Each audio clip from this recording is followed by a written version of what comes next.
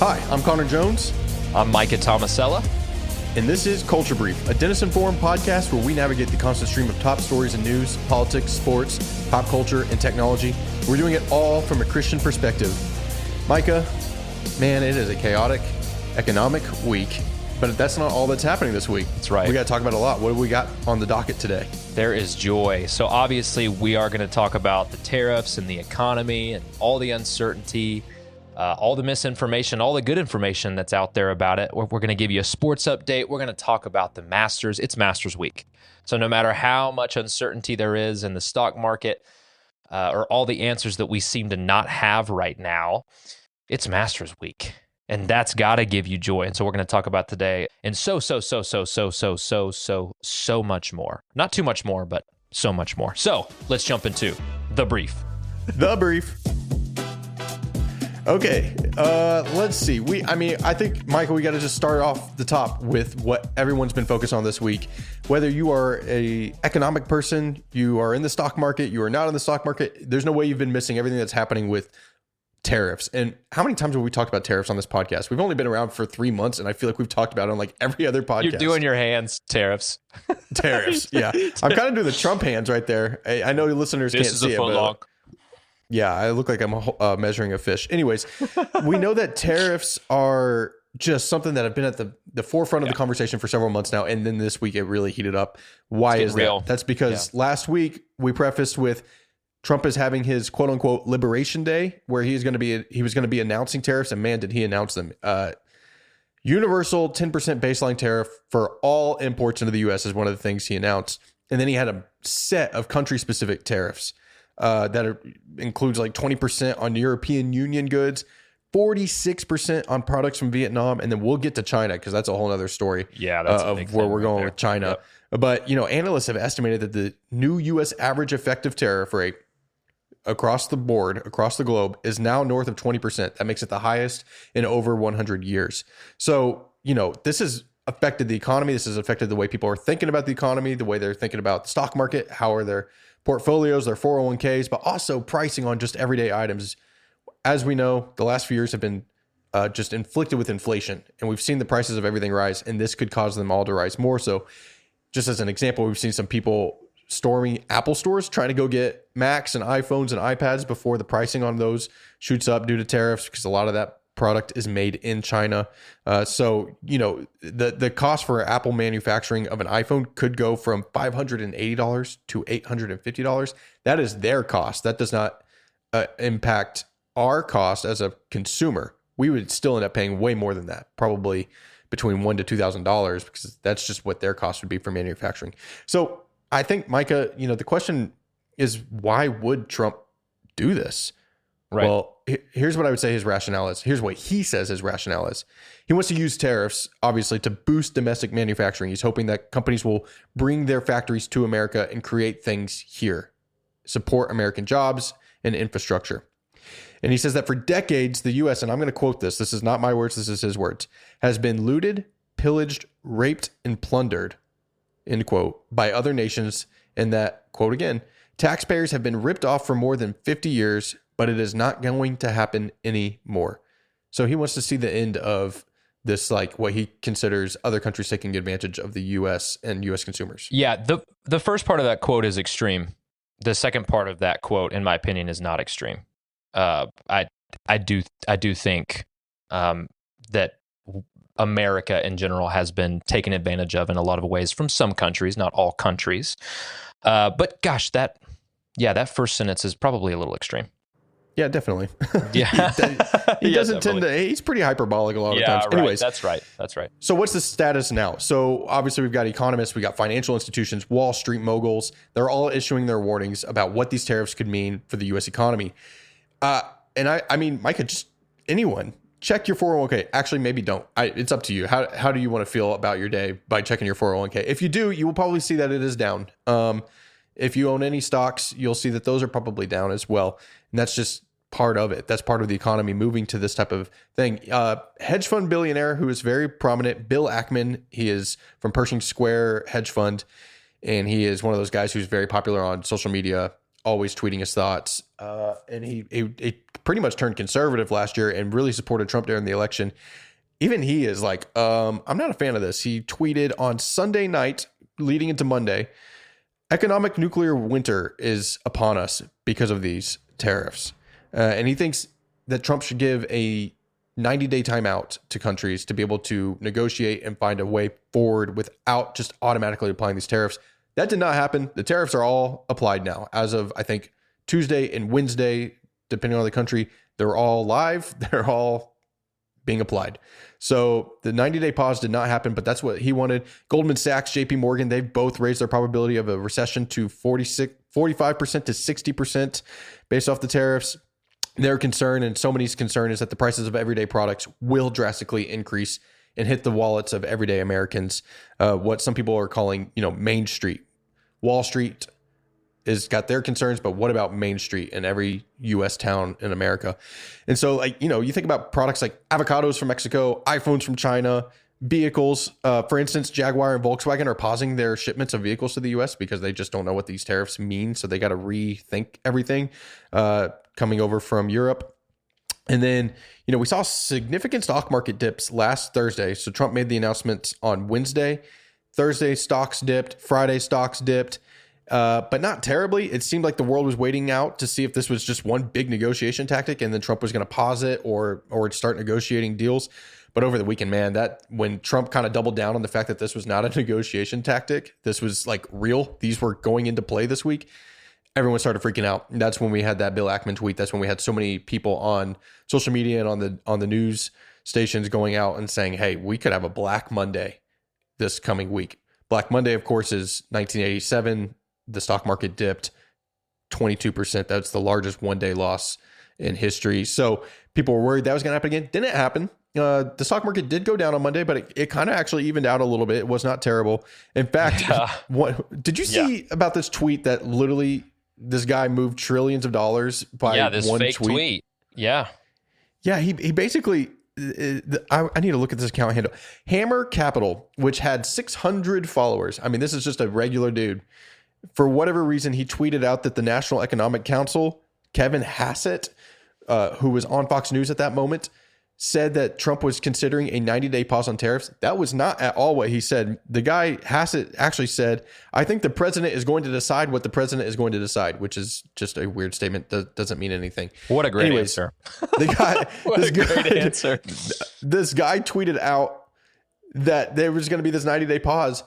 He tweeted that out at 10:11 a.m. By 10:12 a.m., that tweet had reached the New York Stock Exchange floor and cheers were being heard on the stock exchange floor. And by 10:18 a.m., this is 7 minutes later, the stock market went up $2.4 trillion in value. So, if you think you can't have an impact on a large market like this, sometimes you just got to send out an erroneous tweet and you will move money. If you're ever doubting if you can make a difference, if you're just a drop in the bucket or not, this is proof. You can make a difference, people. You can. Mm-hmm. So for those freaking out, Trump has a statement for you. He's posted on Truth Social on Monday morning. The U.S. has a chance to do something that should have been done decades ago. Don't be weak. Don't be stupid. Don't be panicking. And then he says Panicking is a new party based on weak and stupid people. Again, this is just the way he talks. So I don't know, man. I thought that was interesting. Some of us might have been in the Panicking party for a minute, and maybe some of us still are. Who knows? Yeah, right. So, Michael, where do we stand now? Treasury Secretary Scott Bessent went on CNBC and said that if other countries come to the table with solid proposals, I think we can end up with some good deals, which was a sign of hope for some people in the stock market. They were like, okay, maybe they are willing to listen to some people. And Bessent said that up to 70 countries have contacted the White House for how to come and negotiate. So countries are scrambling. I think that number's higher now. I think that number's higher now because definitely. Anyways, so some countries have reached out. We've seen Trump already start talking about this with Israel. Netanyahu was at the White House this week.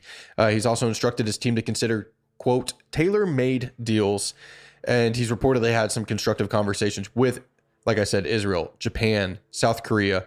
And then the Italian prime minister is coming to the U.S. next week to start negotiating for the EU. Right. I mean, and that's just people that are I mean, everybody's just trying to get on the list right now. So these are just the people who are at the front of the line. So, I wonder if these negotiations all have to, I was just thinking about this, Connor. I wonder if these negotiations all have to happen in person or if they can happen over the phone, because right now it's like these people are all visiting from all these other countries. They're sending delegates and people in power from their countries here to have these discussions.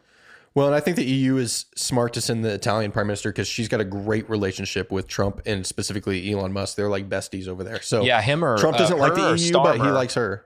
Starmer from the UK. Yeah. Yeah. They're tight too. It seems like. So it's kind of dependent. Everybody knows it. Trump's a relationship guy. You got to have a good relationship with him. And so you send whoever can be that person that he likes. Well, and there's a lot of things that you can say about his decorum. I think that we can all acknowledge that he doesn't fit into the box of how any president, at least in the last 100 years, has acted. But whenever he does meet with people and it's productive, he rarely meets with somebody in person and then posts on Truth Social, like bashing them. Like even with people that he doesn't typically like, he says, hey, this was a great productive conversation. So it does seem like, now that we're talking about this, I'm just having this thought, it does seem like the in-person meetings work better for him. Yeah, I think so. Unless you're Zelensky, but we talked about that a few weeks ago. Right. Sorry, didn't mean to bring up and a bad Iran. moment. Let's see how that goes too. Anyway, we'll talk about that later. We'll talk about that later. But okay, so I mentioned China. We got to hit on China because this is our biggest trade partner. They are a massive importer of goods to the U.S. and they are also getting the brunt of these tariffs. So Trump is not happy with China or President Xi and everything going on with China. They are kind of they've been our odd, like sort of enemy in a way, like this tariff war enemy. Even in Trump's first administration, we were in a trade war with them. Yes. It's back on. I mean, it's back on and they full force. So full swing. China refused to remove any of their own tariffs. So Trump's administration is now tariffing Chinese goods at, get this, 104%. So China responded on Wednesday morning by saying they're going to tariff U.S. goods at 84%. That, of course, sent stocks tumbling again. So Tuesday, we're recording on Wednesday morning. Tuesday night, when the market closed, it closed down a little bit. It opened up back down some more. It was lower this morning on Wednesday morning. I don't know what it's going to look like by the time this podcast posts. As we learn, you can move $2 trillion in 8 minutes from a tweet. So anything can happen over the next 6 hours. Anything can happen over the next 24 hours for sure. We'll just see what happens there. But Micah, I mean, all this uncertainty, all this movement, all this weird economic stuff that goes way over the head of so many of us. And honestly, we said you can't have power if you have an erroneous tweet. That's kind of a joke because in the real scheme of things, most of us don't have the power to do anything here. We can't change the tariffs. We can't move the stock market. We're not going to move hundreds of millions of dollars of stocks to shift a market or change our investments in that way. But a lot of us are going to be impacted by this, either in the stock market or 401ks, or down the line here in a few weeks, months, and years, the price increases that we're going to see.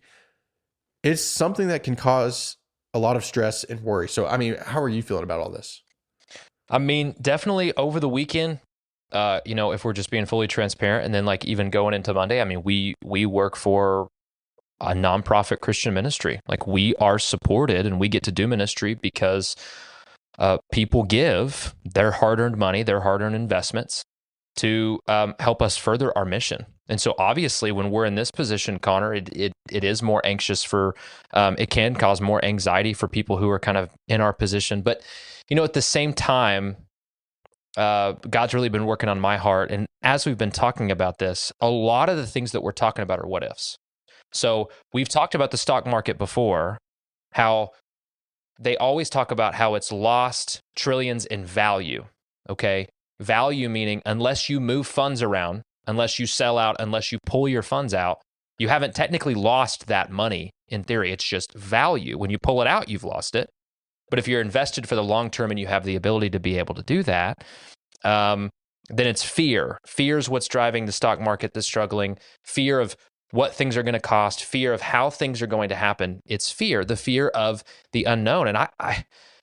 And anybody from anywhere can relate to how fear can very quickly become the foundation for the way that we're operating, decisions that we're making. And as believers, we're called to make our decisions from a position and a foundation of faith. But very quickly, if we're not praying and keeping it in check, it can turn into fear real quick.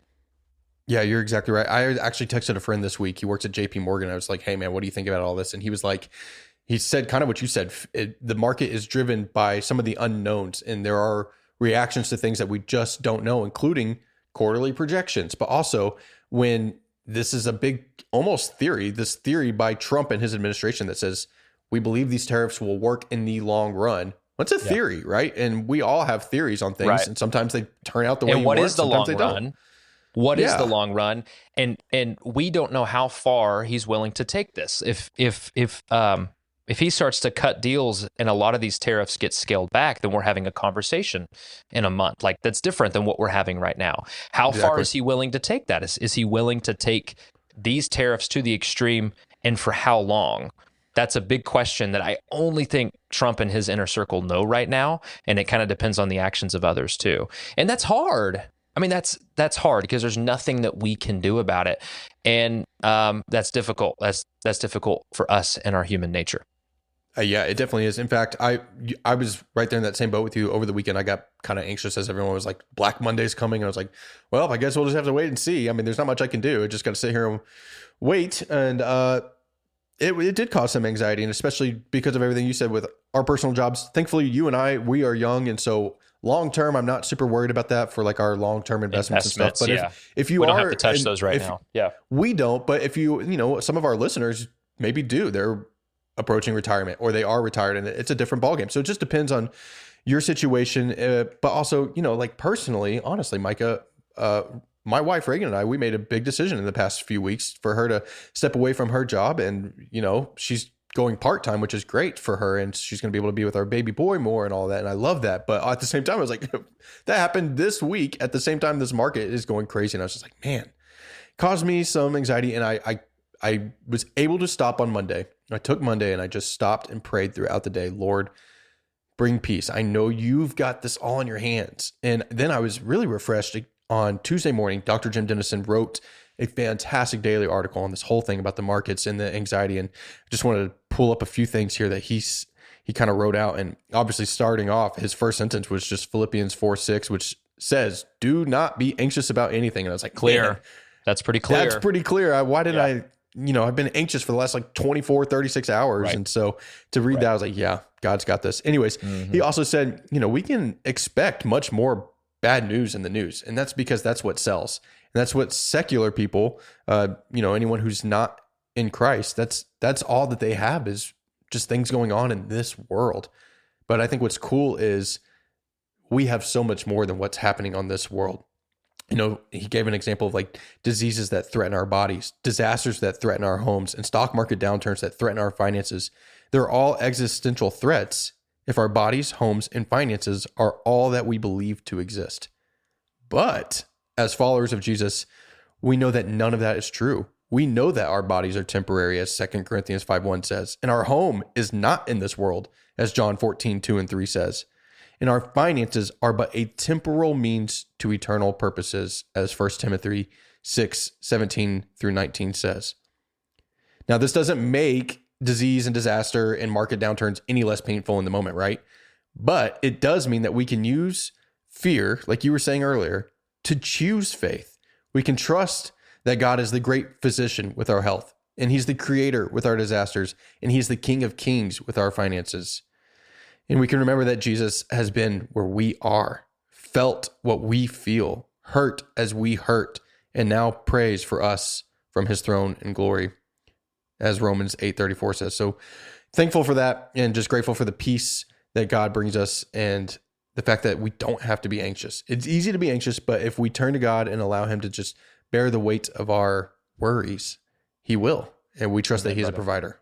Amen, brother. That is so good, Connor. That's a really great way to wrap this up. I know that we've spent more time on this today, guys. And thanks for tuning in with us, and thanks for processing things through with us every single week. It means a lot to us. We don't have all the answers, but we know who does have the answers. We're not in control, but we know who is in control. It's easy to have faith when things are easy. when things are difficult and we're faced with fear and uncertainty, the way that Jim said it in his article and the way that Connor and I were both encouraged from it and encouraging each of you, look at your fear and turn to faith. Choose faith over fear. Recognize the fear and anxiety within yourself and turn to Jesus and choose faith and see how you can have joy when a lot of people around you can't, because their world revolves around what they can see, touch, and feel. The world that we live in, the way that we choose to operate as believers, there's so much more eternal implication to everything. And there's so much to be hopeful for, no matter what our circumstances are right now. So Connor, thank you for that reminder. All right, so let's jump into our second story. We're gonna do more of a fun one, and I'm not saying even fun sarcastically. Just gonna kind of give you a sports update. So let's call this Sports Update with Micah. So this sports season, specifically this spring sports season, has already delivered major headlines. We've seen a lot of stuff from basketball and hockey and golf. That's what I'm going to cover right now. And so we had a thrilling March Madness finish that we'll talk about, to history being made in the NHL, the National Hockey League, and the anticipation of the Masters at Augusta National in Augusta, Georgia, coming up this weekend. So here's where things stand. Here's an update. So March Madness recap.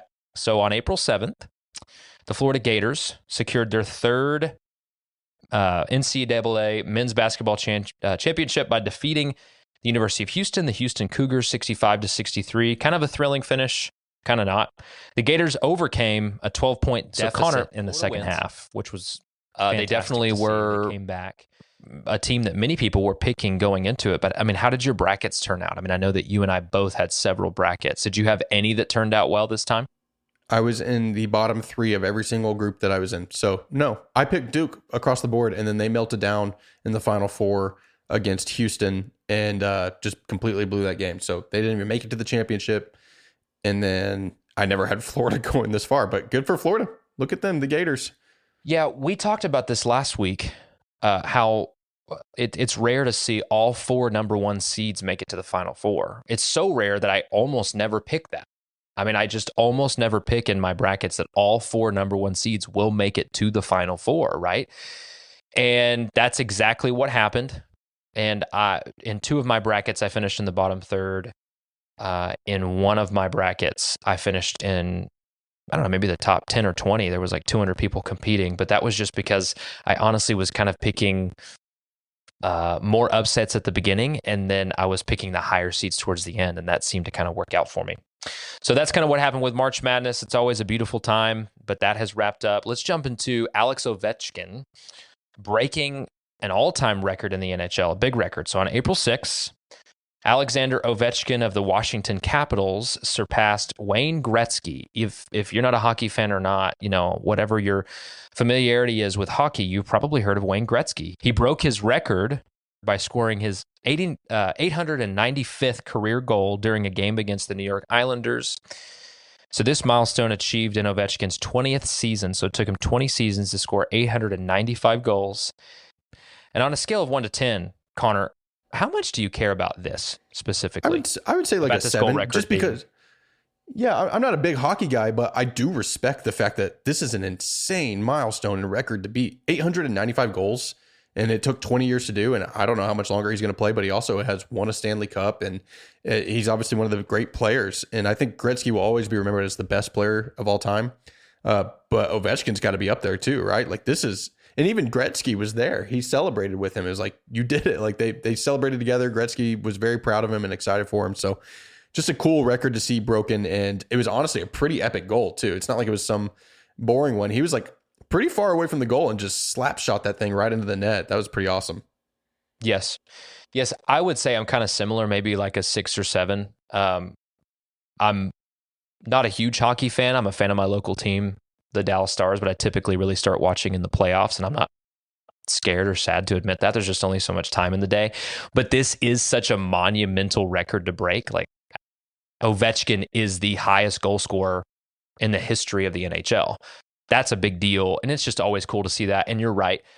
Gretzky was traveling to the last few games that Ovechkin could break the record just to celebrate with him when he did it. And I think that showcases a lot of humility, and it's just cool to see that Gretzky's happy for him. All right, let's jump into the Masters. So it's Masters week, like we talked about at the beginning of the show. It's a great week. It's a beautiful week. Cue the music. The 2025 Masters Tournament is set to take place April 10th through 13th. So when this episode releases, that'll be day one of the tournament at Augusta National Golf Club in Georgia. This prestigious event will feature all the top golfers from both tours, from the PGA Tour, from the LIV Tour. The majors are really exciting because you get to see the best golfers in the world, regardless of which league that they compete in, compete against each other. And they're going to be competing to win that coveted green jacket. So the Masters, with its famed green jacket and storied history, remains the most iconic event in golf, one of the most iconic sports events in the world, really. Winning at Augusta is every pro golfer's ultimate dream. Without a doubt, it is their ultimate dream.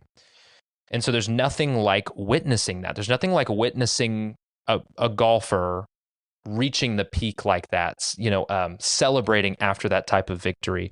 So it's easy to romanticize the Masters tournament, this type of tournament, Connor, this specific tournament. Why do you think that is? I think there's so many reasons. One, like you said, the golfers, this is their dream. Everybody wants to play in the Masters. Everybody knows the Masters. The Masters, even if you're not a golf fan, you would recognize the logo that is everywhere. It's a little yellow America with a red pin in it, and you see people wearing those polos, you see the hats all the time. You know that this is the most prestigious golf event in the world. Like you said, all the best players come. It is a beautiful course. It feels like when the Masters is on, it's the opening introduction of spring. You see all the beautiful flowers. It's the most well-maintained course in the world. It is pristine. It is perfect. Even the bunkers look prettier than a Florida beach. It's kind of just insane how beautiful it is. And then it's just so high scale. All the just pomp and circumstance of it just makes it something special. And yeah, the music, I don't know if you mentioned it, but it sounds almost like you're just entering a peaceful, almost retirement home. Very tranquil. There's something so tranquil and peaceful. The chirping birds and the trees and the beauty. It is something to even watch on TV. I can't even imagine what it's like there in person, but I know you can because you've been. You went last year. Tell us about your experience. You're right. I did. Because it's so. We should clarify for anybody who doesn't watch the Masters or know much about it. It is extremely difficult to get tickets to the Masters.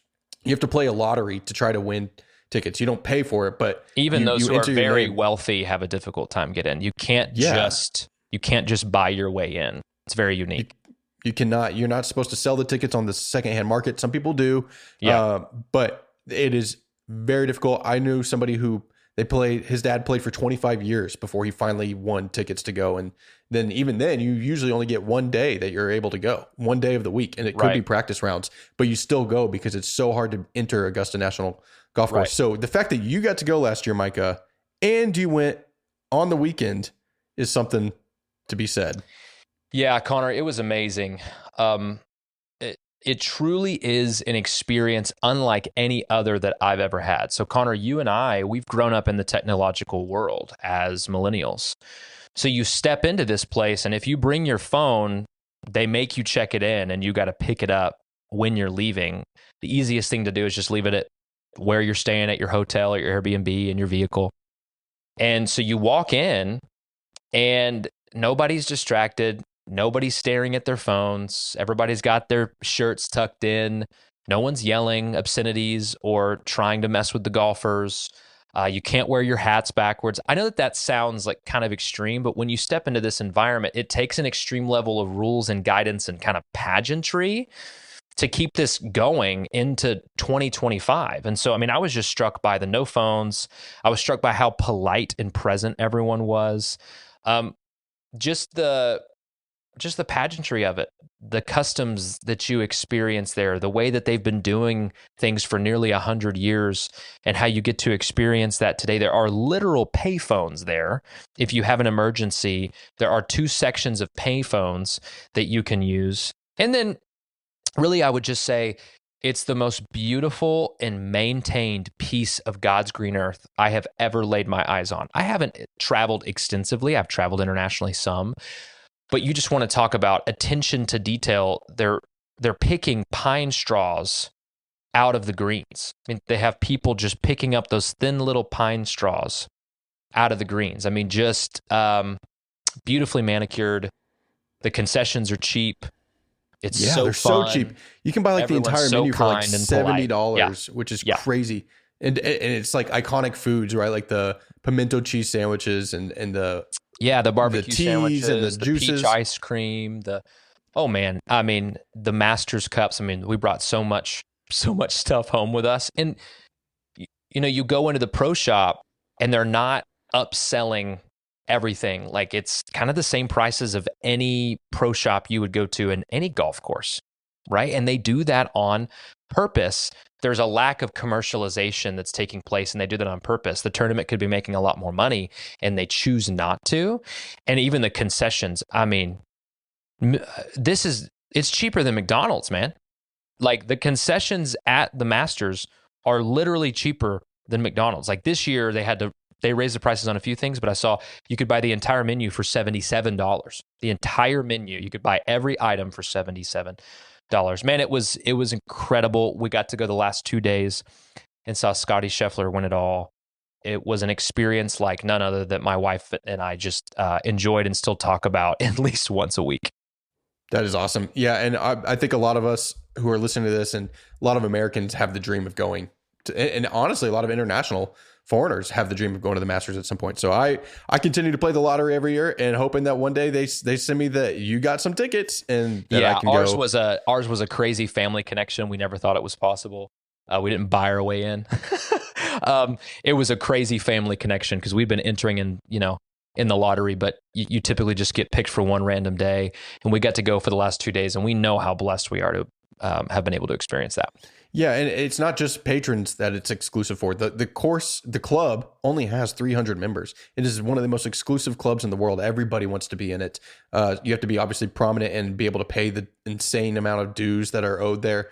But then also, when you win a Masters, you get to always come back and play, and you can always go play the course when you want with an actual member. So to win the Masters is such an honor, one in and of itself, but you can go back and play. So these guys who won back in the 70s and 80s, they still come back and play the course. And sometimes they play in actual competition, even when they're older, when they're not competing on any other tournament, they can compete in the Masters because they won at one point. And they got that green, that perfectly, just sewn together, beautiful green jacket that they got to put on Sunday. Yep. Absolutely, man. Absolutely. Well, so this has got me thinking, you're probably thinking, Micah, how can you give me a spiritual application for sports and everything that you just talked about? Well, I'm going to give you one, and I'm going to tell you that it's very, very important. Dr. Dennison releases articles throughout the week, so you can go to denisonforum.org and check out those articles. And he released an article on this topic and kind of the spiritual nature and how we get wrapped up with sports as people, but specifically as believers. So the first thing I want to do is I kind of want to talk about the challenge that he gave and how it sat with me.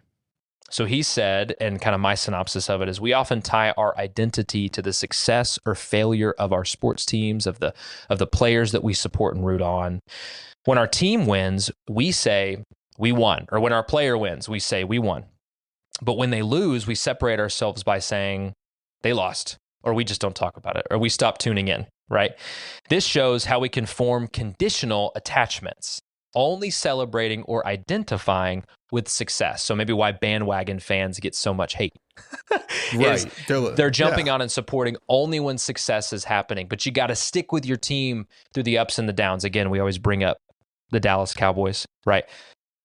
I love my Cowboys through the ups and downs. I'm a true fan. Connor's the same way. We're true fans. But it's easy to relate to that, right? Even if you're not a sports fan, it's easy to relate to having conditional attachments to something and only wanting to associate yourself with something that's a winner, right? So let me give you an encouragement from it. So Dr. Dennison does a fantastic job contrasting this concept with God's love, which is unconditional and doesn't depend on performance. So unlike the way we attach ourselves to sports teams or our favorite players, God's love, it's constant, regardless of our success or failures. It's unwavering.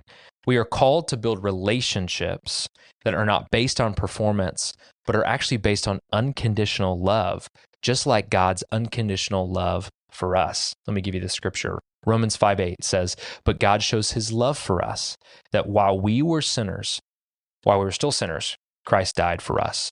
So this article and this concept challenged me to think about how we connect with others and how we can move beyond performance-based connections to something deeper and more lasting, and how we can be reminded in moments like this to thank God that he loves us unconditionally, unlike the way that we love certain teams, certain players, or even certain people in our lives. We form these conditional relationships that I'll support you, I'll love you as long as you're supporting and you're loving me. Well, thank you, God. Thanks be to God that his love for us is never ending and everlasting and unconditional, and that whenever I'm wavering, he doesn't waver too. Yeah, man, that's good. Really appreciate that, because it is so easy to just watch sports, and it's a thing that brings us so much joy. A lot of times, sometimes pain when our teams or players lose. But it's a communal thing. It brings it together, a city or a college or whatever, and everybody can enjoy sports. It kind of takes you away from the world. In fact, when everything was happening over the weekend with tariffs and stuff, I was like, trying not to think about it. So I was like, you know what? The Masters is this week. And I was watching these videos about the Masters and some of the history and all that, just to kind of get my mind off that, because that's what sports does. But it's got such a deeper relevance to our spiritual lives. So that's awesome. Thanks, Micah, for that. I want to wrap up this sports section with a quick hot take that you and I have discussed. I've actually had this discussion with quite a few people, and it does revolve around the Masters, and this could make some people a little mad. That's okay. If you totally disagree with me, let me know on Instagram or email us, and I'll give you those details in a minute. Or I'll drop some polls too. I'll put a poll on our Instagram page, and I'll put a poll on our Spotify page. Can't do it on Apple. So if you're listening on Apple, you won't be able to see that. But if you're listening on Spotify, scroll down to the bottom of this episode and you'll be able to see this poll where you can tell me if you think people who have not actually attended a physical Masters tournament in Augusta, Georgia, should or should not be able to wear the Masters apparel, like the logo. For instance, I have not been to the Masters.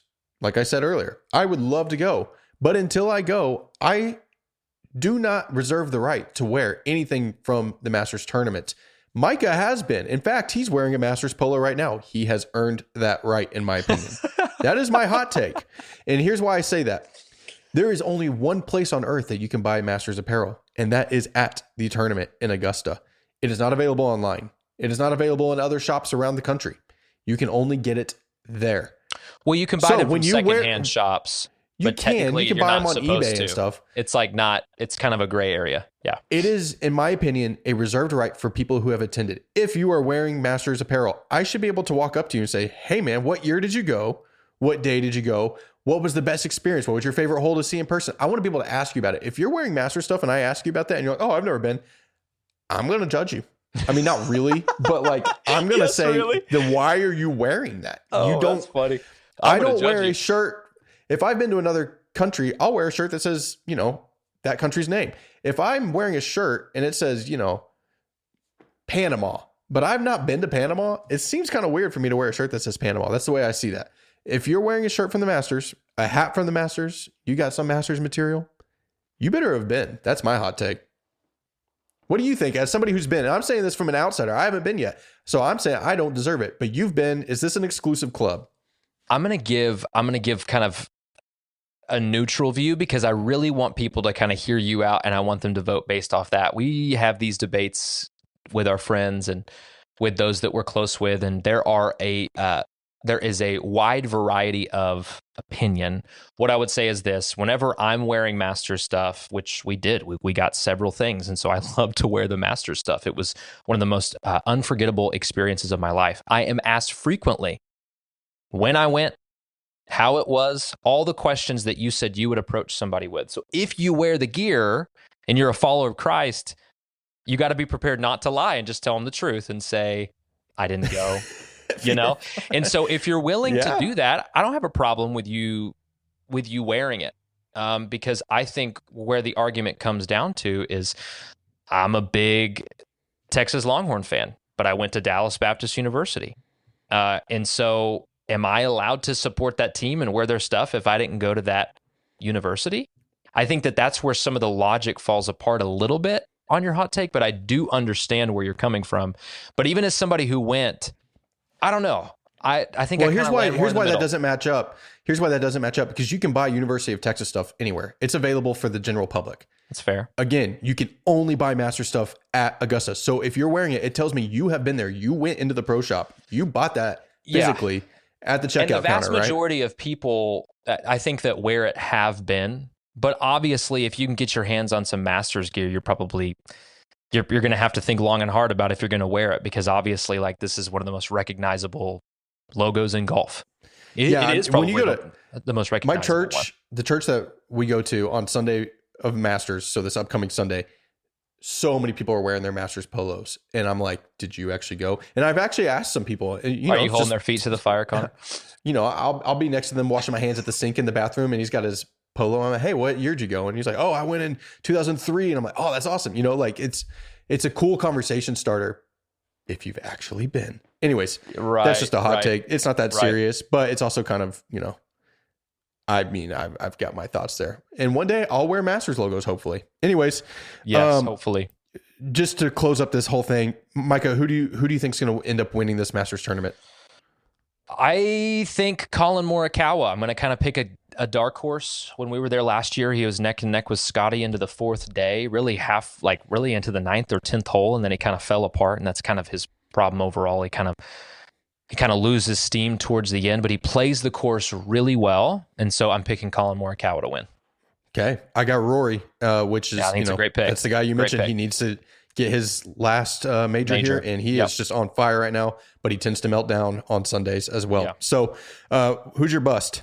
Who do you think's just not going to perform well at all? Jordan Spieth, which isn't really a big surprise. I'm a big Jordan Spieth fan. He just hasn't been the same the last several years. This is his 10th anniversary. So he won the Masters in 2015. So this is the 10th year, signifying when he won. So he has been at the peak and the pinnacle. So I've been reading some articles about people saying that he's going to do great, and he's going to kind of resurrect himself to a certain extent. I don't think that's the case with how he's playing this year so far. Yeah, I don't either. And I would say similar. My bust is Brooks Koepka, who has just been an elite player in the past, but I don't think he's got it in him this year. That's the Masters. Watch that this weekend, and also so many other sports things. Did you watch sports? Consider the spiritual applications. Yep, absolutely. Okay, well, we just want to briefly cover the mailbag here quickly. Please continue to send any thoughts or topic ideas to culturebrief@denisenforum.org, or follow us on Instagram at culturebriefpodcast. Please send that in. We've been getting great responses and topic ideas in, so please send those in. So we're going to jump into our check-in section. Connor, tell us about the check-in section and what we're going to be checked up on.